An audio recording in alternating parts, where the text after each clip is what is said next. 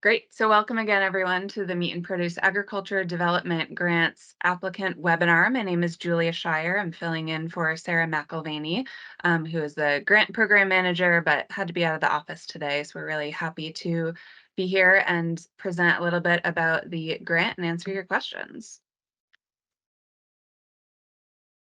So just a little bit of background. So the Governor's Commission on the Future of Agriculture in the last few years has recommended investments in three areas of the highest need in Vermont agriculture, which is meat, maple, and produce.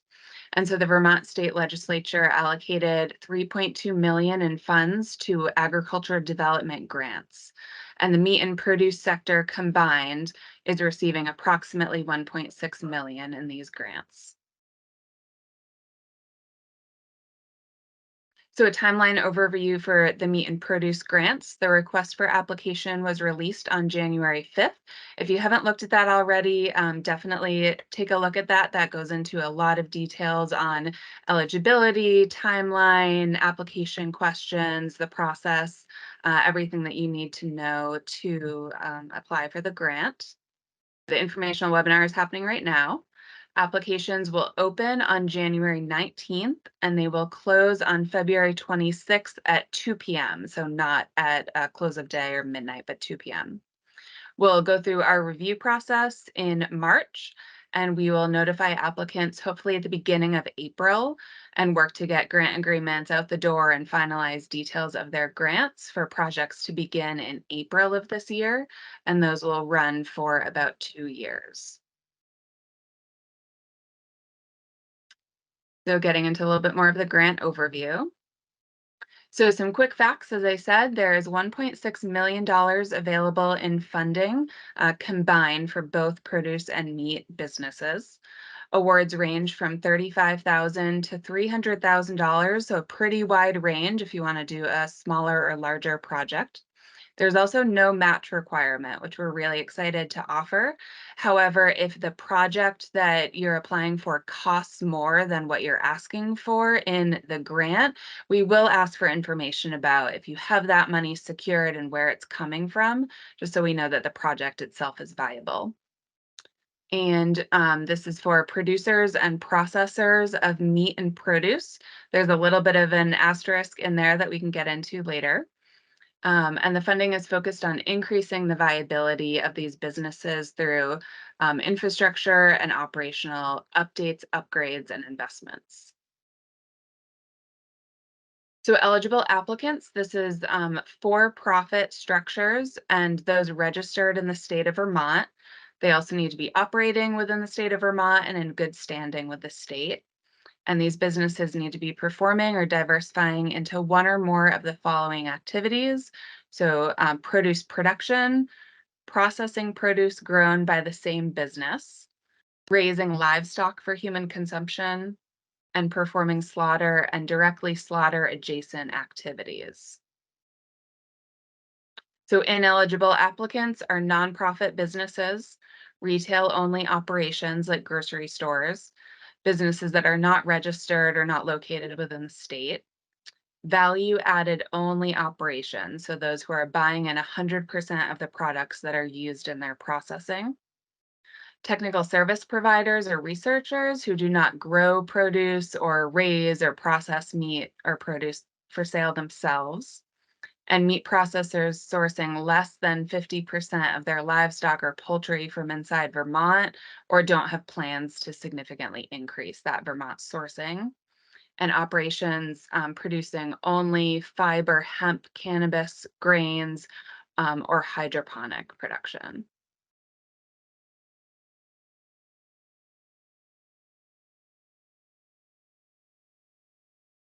So the scope of this grant was intentionally pretty wide and encompassing because we know that agricultural development and resiliency means a lot of different things depending on what your business is. But we do have three funding priorities to kind of help guide the best use of these funds. So the projects must address one of the following funding priorities. So that's climate resiliency, infrastructure efficiency and capacity, and food and worker safety and product quality. So the projects need to fit within the umbrella of any of those three funding priorities. So just to dive into those a little bit more. So climate resiliency. So these are projects that allow operations to remain productive and sustainable even in the midst of climate change.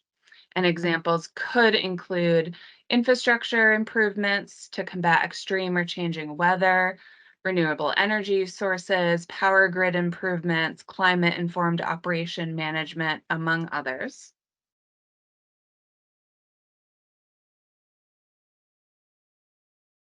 For the infrastructure efficiency and capacity priority, these are projects that improve and support operational efficiencies, investments in infrastructure, and intentionally increasing operational capacity. And these could include things like investment in wash pack infrastructure to increase produce processing capacity, updating and expanding livestock handling equipment, or investment in meat labeling systems and equipment to increase operational efficiencies. Again, just examples of what this could look like. And the last funding priority is food and worker safety and product quality. So, projects focused on ensuring products that meet state, federal, and industry food safety or product quality standards. Things like replacing permeable wash pack surfaces with stainless steel, construction of upgraded produce, animal, or product storage areas to increase safe handling, investment in food, animal, or product safety plan writing, and process implementation or training, like HACCP plan.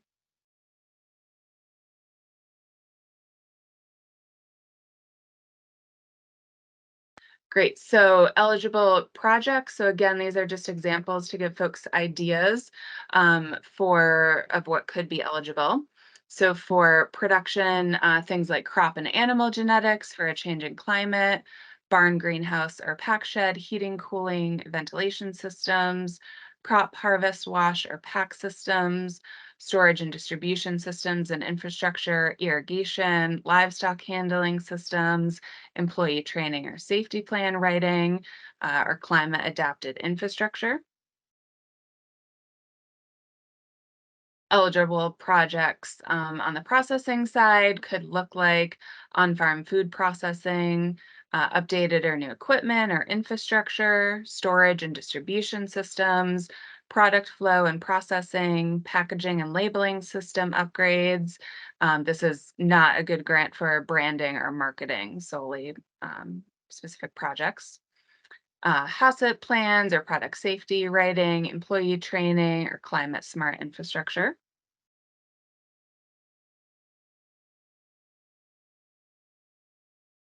Ineligible projects are projects that focus on marketing, so marketing consultation, advertising campaigns, branding, label design, website updates, or agritourism materials or events. Also ineligible are projects focused on business management, so accounting services or software, legal work, things like business transfers, and projects that are focused on research.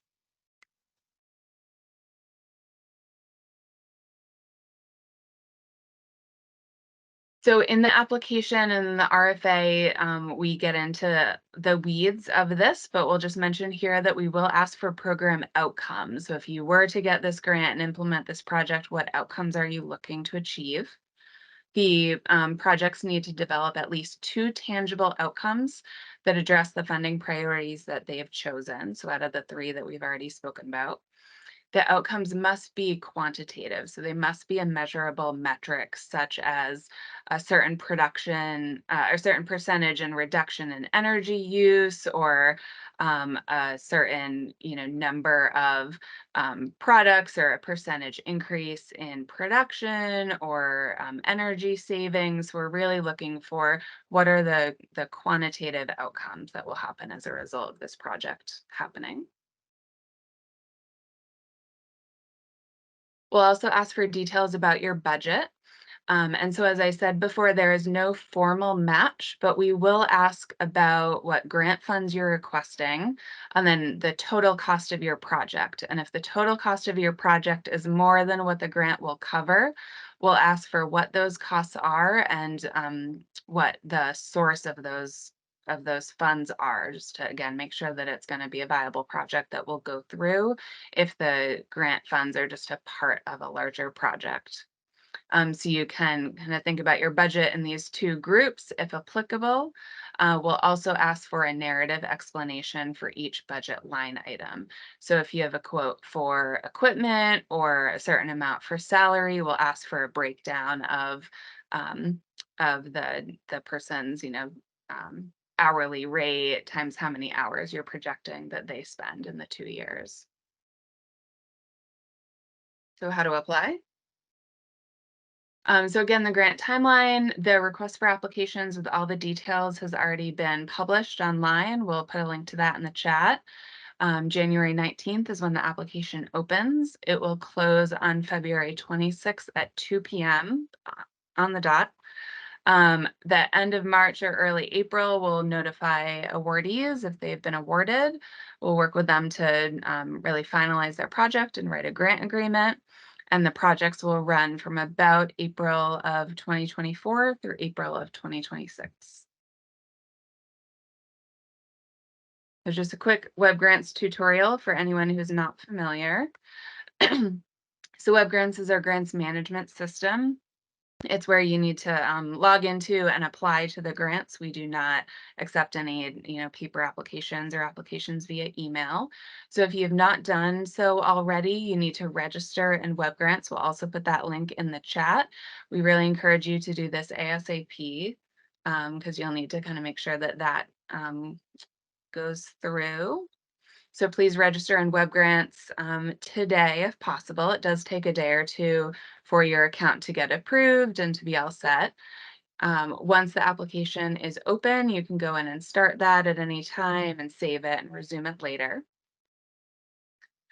We do really recommend that you submit your application early. If you have any technical issues the day of or submit it, at 2 o'clock or 2:01, it won't go through and we're really unable to accept late applications. Please review the RFA, the request for applications in detail. It's online. It goes over a lot of different scenarios, all of the eligibility and all the application questions. So you can prepare that in advance. And then once you've read through the RFA, please reach out with any questions about your specific application or project to make sure that you're the best suited and ready to submit your application.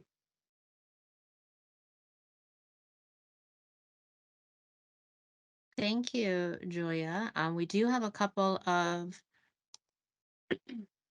questions in the chat, and Great. meanwhile, I'll let you take a look at those, and I will also start unmuting folks. And just as a reminder, once you are unmuted, make sure to mute your phone or computer if you are not speaking. Great. Thank you, Christina. So is this webinar recorded? Yes, it is being recorded. It takes us a day or two to kind of get it online, but it will be posted on our website, and I will try to send an email to everyone who's registered for the webinar to let you know once it is up online. Um, I'm sorry if this was clarified already, but why are hydroponic producers not eligible? So that was actually a stipulation that the legislature put in place as in addition to the percentage of the umbrella funding that Maple was allotted. So that was a decision that was made by the legislature. The address for web grants, we'll put that in the chat in 1 second. Um, let's see, can this be used for development of startup farm businesses? So the business needs to be registered and situated within Vermont.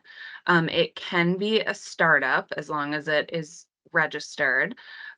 We ask that folks make the best case possible for how this will be developing their business and really, fit within the funding priorities and the other aspects of their request for applications.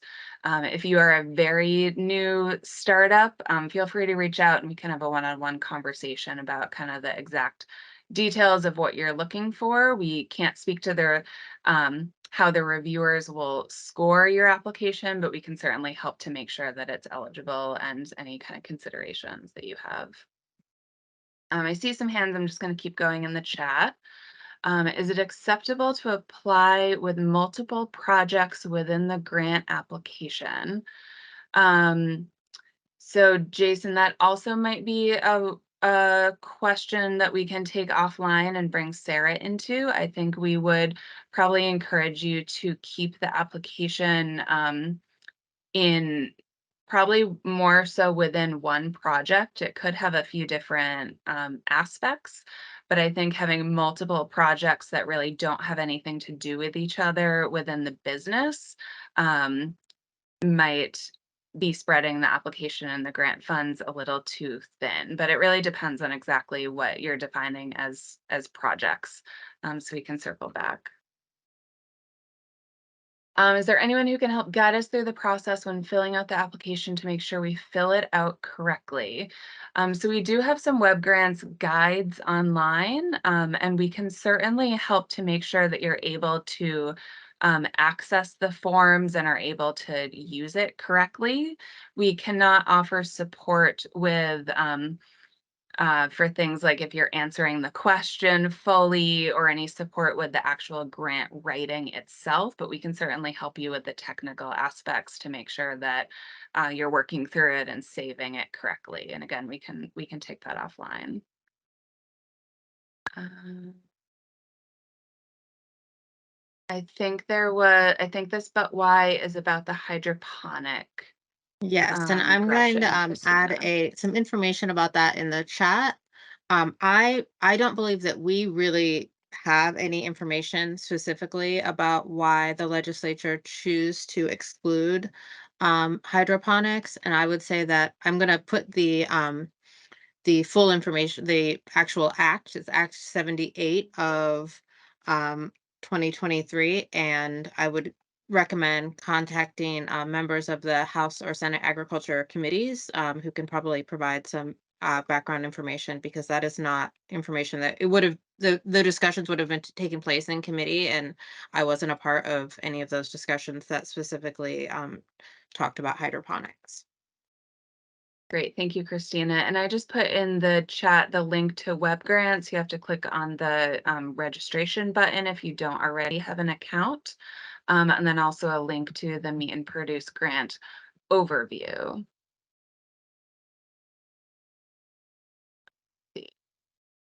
I'm a beef jerky USDA facility looking to upgrade processing of packages. Now all done by hand, need to go to automation machine. Can I apply? Um, So yes, there are some stipulations around sourcing of meat. If you are sourcing 50% or more of Vermont product, you're eligible.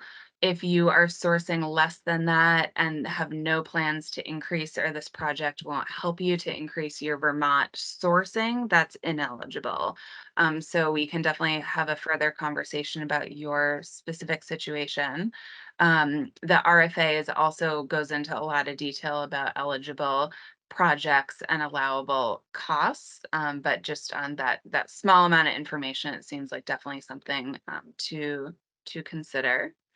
Maybe we can Um, pause here and take a couple of hands. We have Alden, and then after that's Robert. I'm sorry. Yeah, Alden Harwood, and then Robert Sterling. So go ahead, Alden.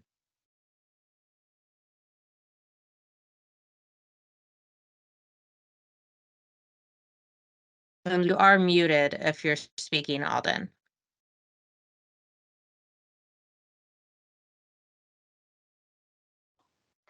This is Robert speaking. Can you hear me?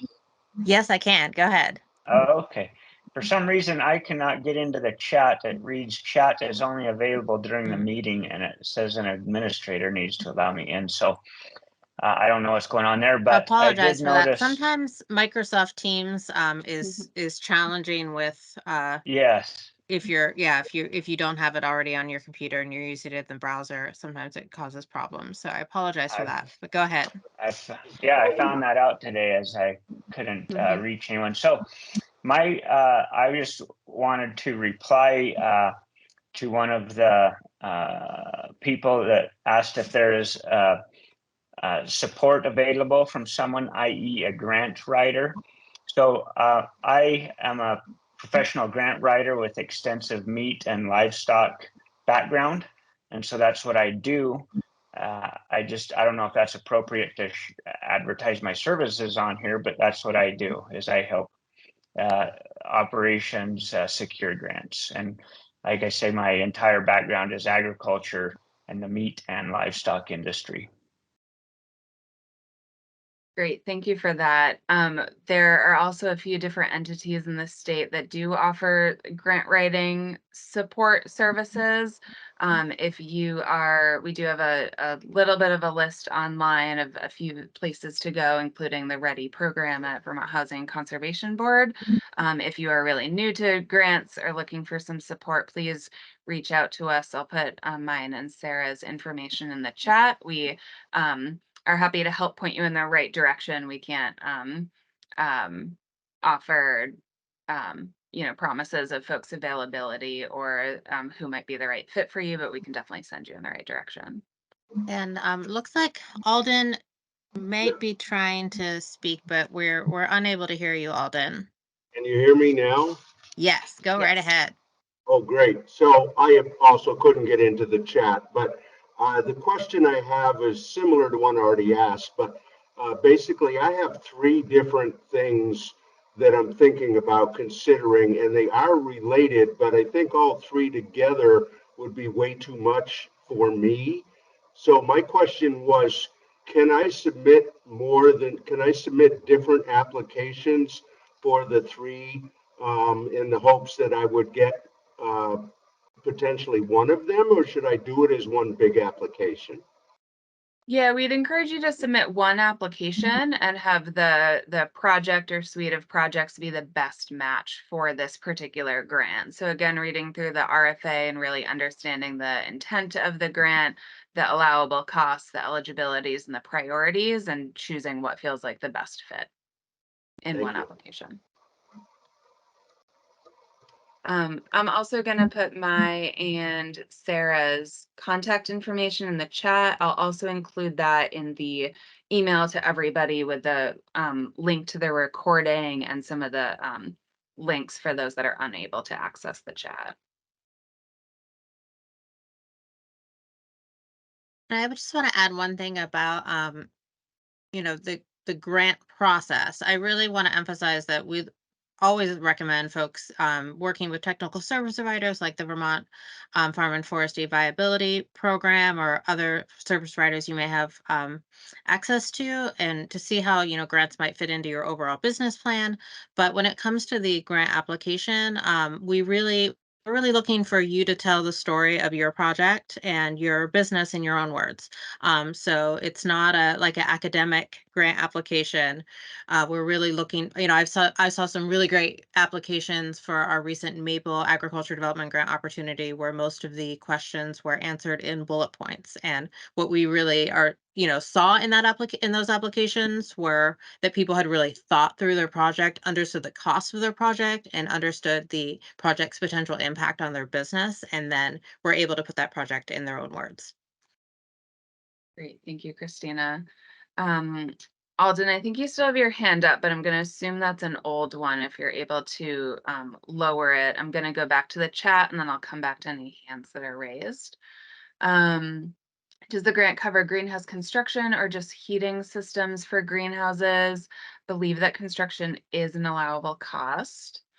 Are there any restrictions ownership for businesses applying? Like, do the business owners need to be Vermont residents? I do not believe there are restrictions for the owners, just that the business needs to be located in and registered in Vermont. What are some aspects of an application that can make it stand out? Great question. So kind of piggybacking on what Christina said, it does not need to be a really formally written application, we're really looking for answers to the questions, which are all outlined in that RFA. We're looking for a project that makes sense within the scope of your business, that really fits within the priorities as outlined and the intention of the grant, what we've really written as the purpose. We're looking for a lot of details in the budget, that you've done your due diligence to understand what things might cost, what hiccups might come across in the process, that there are dedicated folks willing to kind of do the work to make sure that the project happens. And again, that this expansion or efficiency really makes sense for your business. So as much kind of information as you can provide. Again, it doesn't need to be formal data or research. It can just be, anecdotes or understanding from your business about, we've seen this gap, and here's how this grant can help us address that. Also in the outcome section, again, really looking for details of what can this do? Has there been some math done to really see what increases in production or efficiency or safety that can be achieved, or decreases in energy use, et cetera. So just really a well thought out application that answers each of the questions.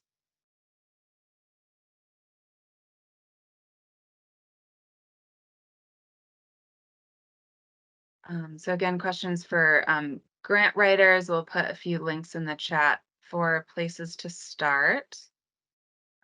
Are new barn structures eligible if they improve efficiency or increase capacity? Mixer wagons, skid steers eligible if they're not replacing existing equipment and moving towards increasing capacity and efficiency.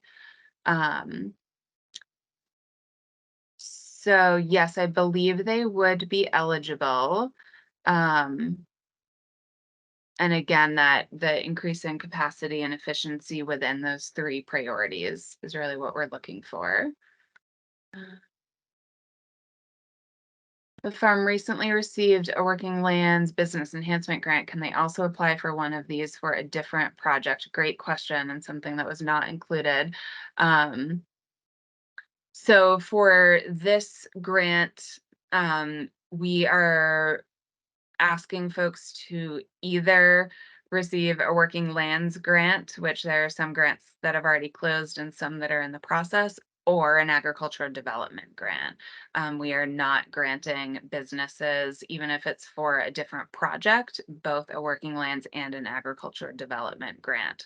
So if you've already received a working lands grant this past year, so within the past few months, for grants that opened at the end of 2023 or that are currently open or about to close, you're not eligible to receive an agricultural development grant.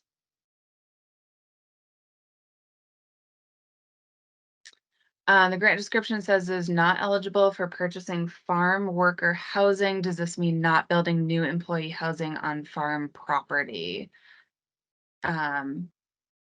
Yes, that is correct.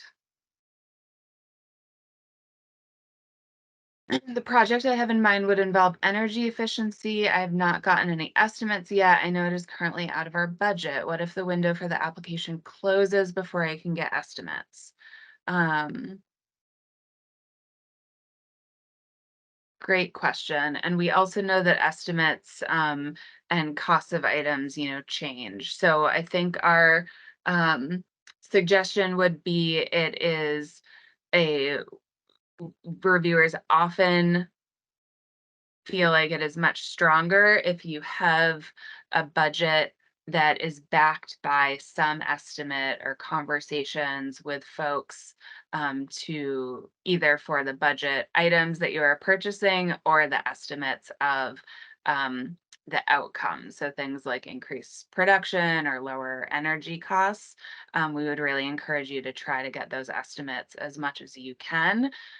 If you're unable to, it's also really helpful to explain why, or that you went through a certain process and you were unable to, and kind of explain maybe what your process, what your guesses are or what your process would be to kind of figure that out.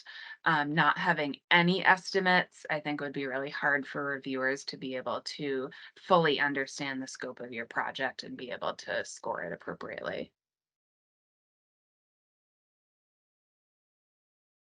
I'm a custom meat processor who's looking to upgrade to newer equipment to produce more animals. Would this be something this grant would help cover? Um, Likely, you would need to fit within the eligibility of the meat processing. Um, but yes, it would very likely apply. And again, you can look through the RFA for more details on that allowability and reach out to us for your specific situation. Christina also flagged another great grant opportunity for smaller projects, the Small Farm Diversification and Transition Grant. Connection cut out. Kelby, is greenhouse construction eligible? Yes, I believe so. Our And new and then we can take this question from Nicole, who has her hand raised. great.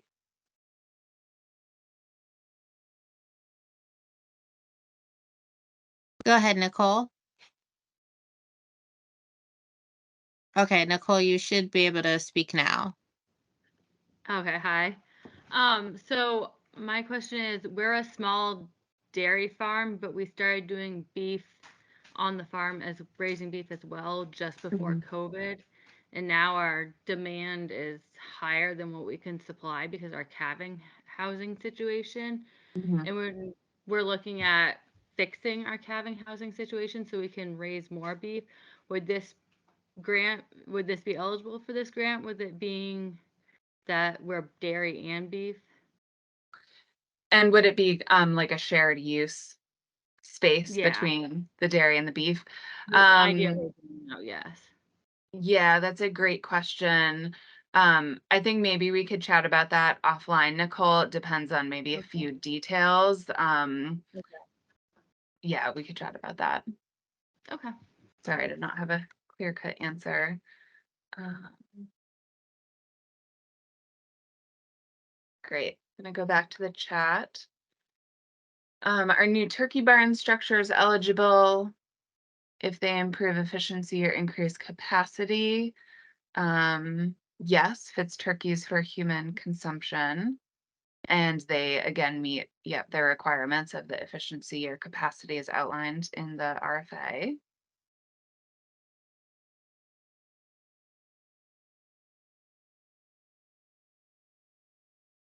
Currently logged in and don't see the meat and produce grant and the funding opportunities. Am I missing something? So the application, I think you're talking about web grants, Jay.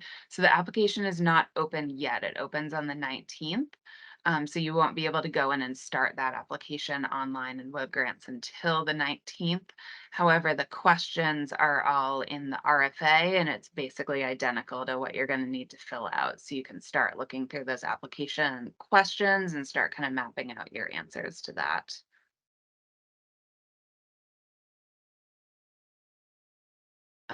Also just flag that Christina put in the agricultural grant writing assistance list from Vermont Housing Conservation Board. It was last updated in 2021, but could be a good place to start for grant writing.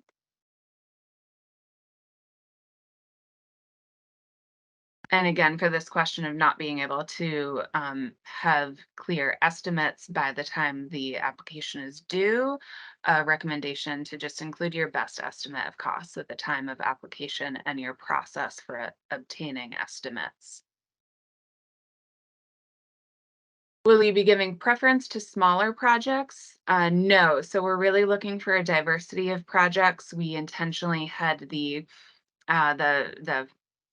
funding be a pretty wide range from 35,000 to 300,000, really hoping that we get a bunch of small, medium, and large projects. We're going to be looking, primarily to ensure that applications meet the criteria of the grant and the spirit of the grant, but within that, also looking for some diversification, hopefully in terms of both produce and meat, locations within the state, kind of scale and size of the operation and the grant. That would be ideal, but there is no preference to smaller projects. There's also the scoring criteria is at the very end of the RFA. So that is word for word what reviewers are going to be scoring grant applications against. There's also a holistic score of kind of a 1 to 5 um, score that we also use within our review process and review meetings. So I encourage you to really look at that scoring criteria and keep that in mind as you're answering questions.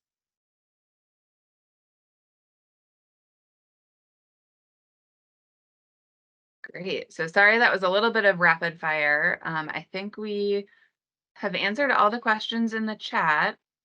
Is there any other questions?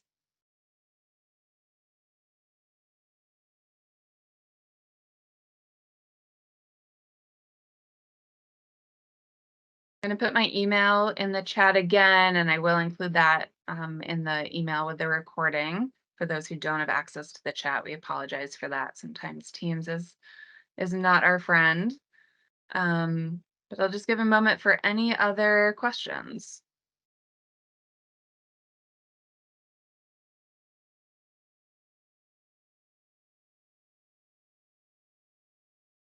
Great.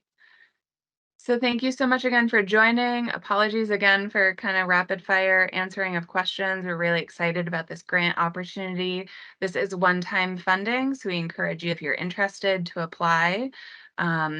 And we will be in touch with the recording and our contact information. We really encourage you to, again, register for web grants as soon as possible and to reach out to us if you have, any and all questions to really ensure that this is the right match for you before you make a decision to apply and take the time to submit your application. And another reminder to please submit it as soon as possible. It's really tough when the electricity goes out or something at 1:45 and you're unable to submit it. So definitely reach out with questions. We're here to help, and thank you all.